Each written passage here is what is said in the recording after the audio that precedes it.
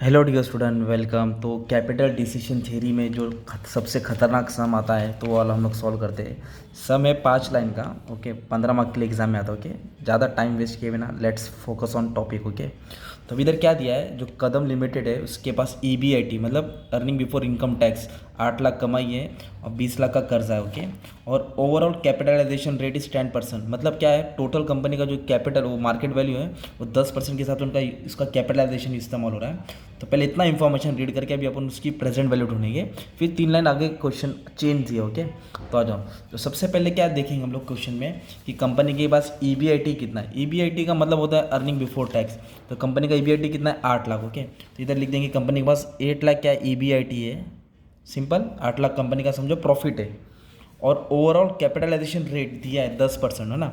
मतलब 10% जो total capital है उसका उनके पास 10% रिटर्न से एक तरफ से। तो ये 10% यहाँ लिख दिया, राइट।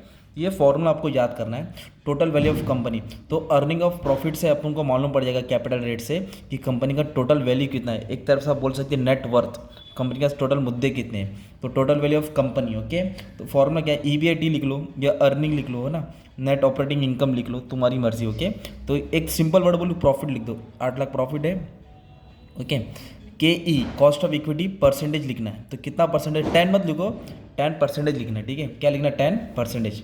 तो क्या करेंगे, 8 लाख को डिवाइड करेंगे 10% से।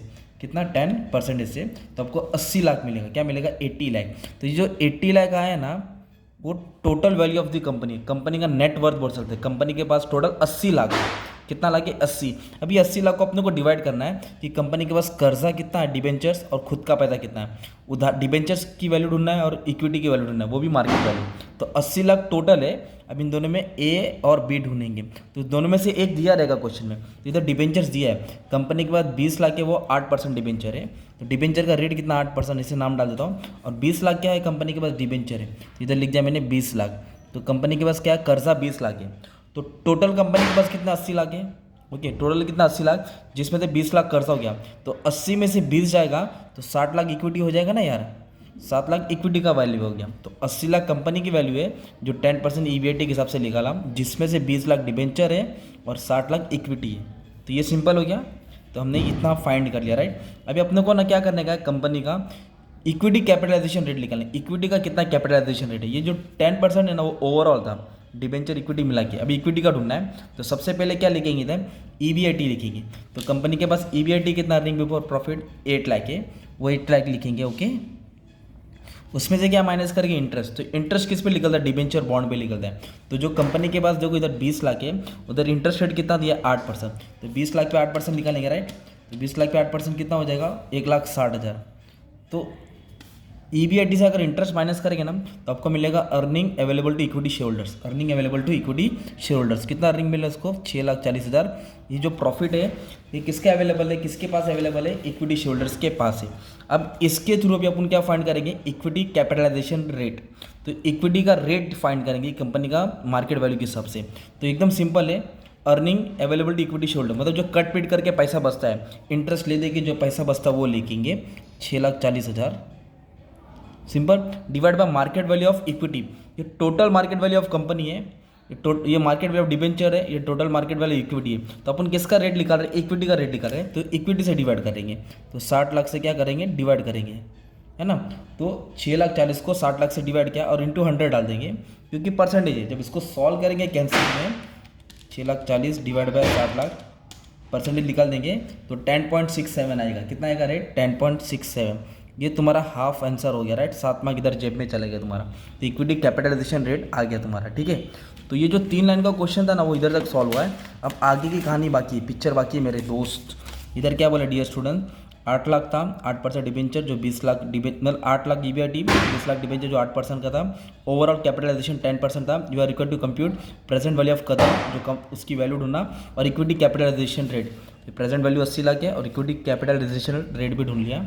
अब सवाल आगे उन्होंने क्या बोला है, company decide to further raise 4 lakh. Company और 4 लाख बढ़ाना चाहती है और डिबेंचर से ले रही है, मतलब डिबेंचर कर्जा बढ़ रहा है। And use the same to pay off equity shoulder, equity का सेम रहेगा, उसमें ही रहेगा।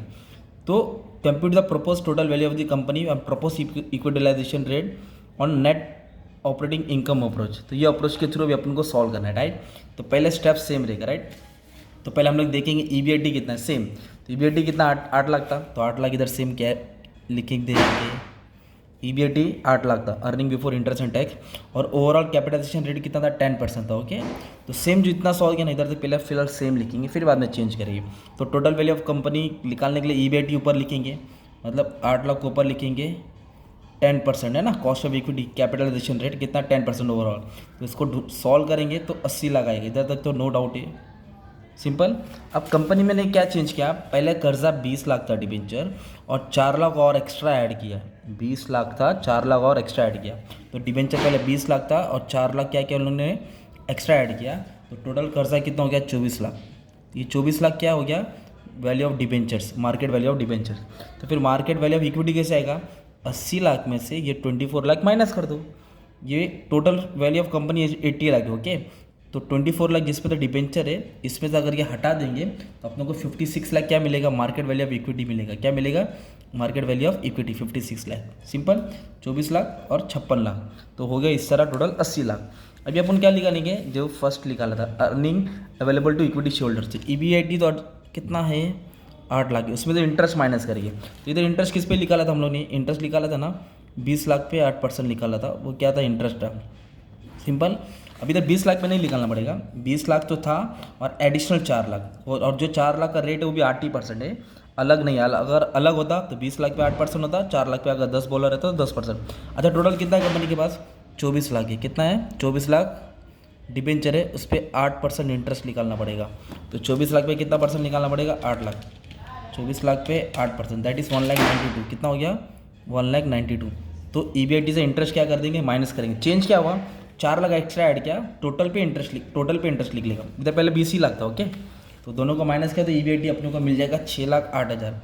ईबीआईटी कितना मिलेगा 6,08,000। अभी अपन क्या फाइंड करेंगे, इक्विटी कैपिटलाइजेशन रेट। तो सेम अभी मैंने बोला ना अर्निंग बोलोगे तो earning available to equity shareholders, तो इंटरेस्ट काट के कितना अर्निंग है 6,08,000, डिवाइड किससे करेंगे, मार्केट वैल्यू ऑफ इक्विटी।